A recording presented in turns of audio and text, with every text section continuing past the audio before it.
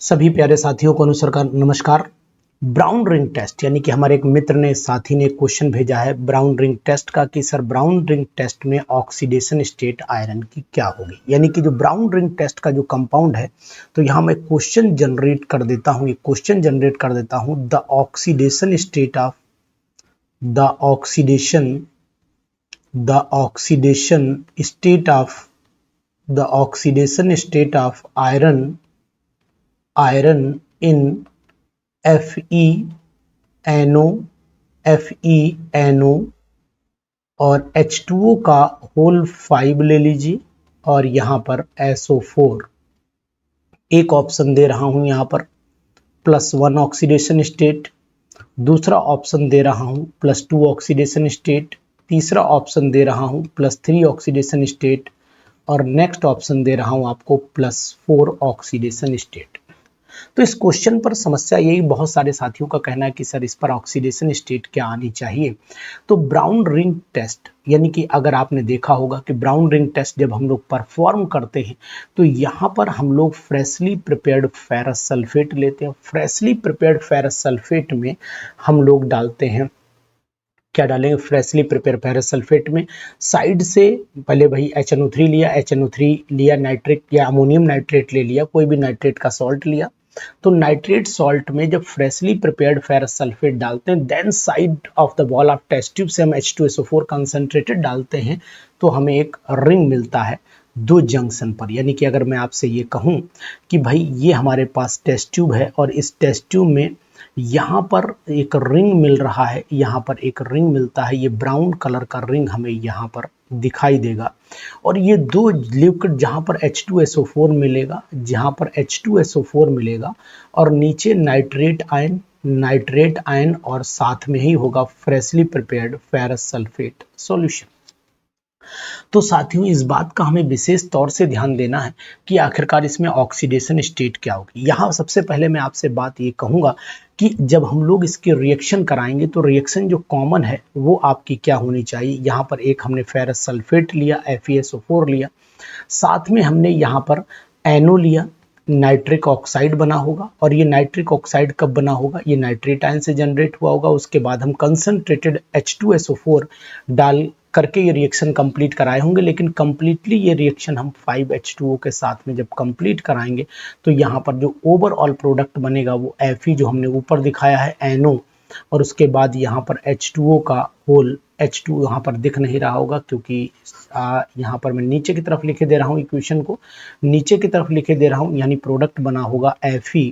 और यहाँ पर आया होगा NO और यहाँ पर आया होगा H2O का होल 5 और पूरे को स्क्वायर ब्रैकेट में बंद करिए, बाहर आया होगा SO4। तो ये प्रोडक्ट बना होगा, लेकिन समस्या ये बात आती है कि आखिरकार ये पहले कैसे आया होगा, यानी कि FeSO4 जो है वो नाइट्रेट आयन को कैसे चेंज करेगा, यानी Fe di positive ion nitrate ion को कैसे चेंज करेगा, इस बात का भी हम एक्सप्लेनेशन आपको किए दे रहे हैं जिससे कि आप यहाँ पर संतुष्ट हो जाएं कि आखिरकार ये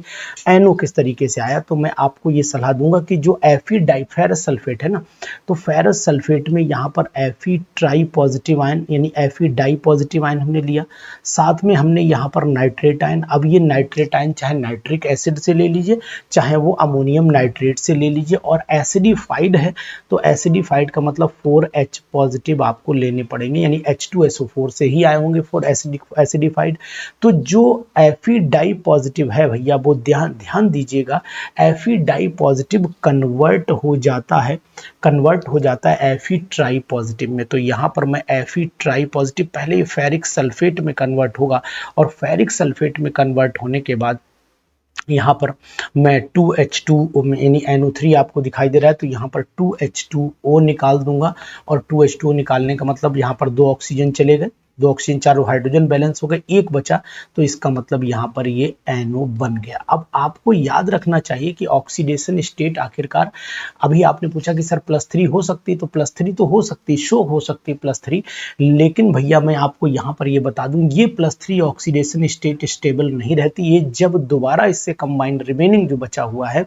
फेरस सल्फेट उससे कंबाइन कर लेता है रिमेनिंग फेरस सल्फेट, इसलिए फ्रेशली प्रिपेयर डाला है, ध्यान दीजिए फ्रेशली प्रिपेयर डाला है क्योंकि वो फेरस आयन ही रहे, फेरिक आयन ना रहने पाए। अब वहां पर हम लोग NO डालेंगे और जैसे ही हम उसके अंदर NO डालेंगे तो ये मान के चलिए कि यहाँ पर FeNO बनेगा, FeNO बनेगा और बाहर की तरफ आ जाएगा आपका SO4 डाई नेगेटिव होगा तो ये डाई पॉजिटिव, यानी कि फिर वो फेरस सल्फेट आयन में रहेगा। तो यानी कहने का मीनिंग है कि अगर अब हम लोग ऑक्सीडेशन स्टेट निकालते हैं इसकी, तो ऑक्सीडेशन स्टेट कैसे निकलेगी, देखिए Fe हम यहाँ पर NO ले,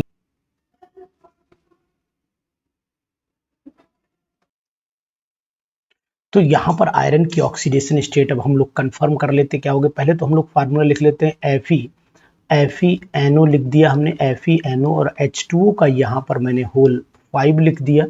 और ऊपर यहाँ पर लिख दिया SO4। अब हम लोग ऑक्सीडेशन स्टेट निकाल लेते हैं, इसको X मान लेते हैं, यहाँ पर +1 NO की ऑक्सीडेशन स्टेट यहाँ +1 लेनी पड़ेगी और H2O की 0 लेनी पड़ेगी और सल्फेट की -2 = 0। तो X की वैल्यू जो आएगी वो यहाँ पर +1 आएगी। यानी कि अगर अब हम लोग देखें कि आयरन की ऑक्सीडेशन स्टेट क्या आ रही, तो आयरन की ऑक्सीडेशन स्टेट इस केस में तो +1 ही आएगी। यानी कि अगर क्वेश्चन पूछा जाता है कि अगर आपसे ये क्वेश्चन पूछा जाए कि व्हाट इज द ऑक्सीडेशन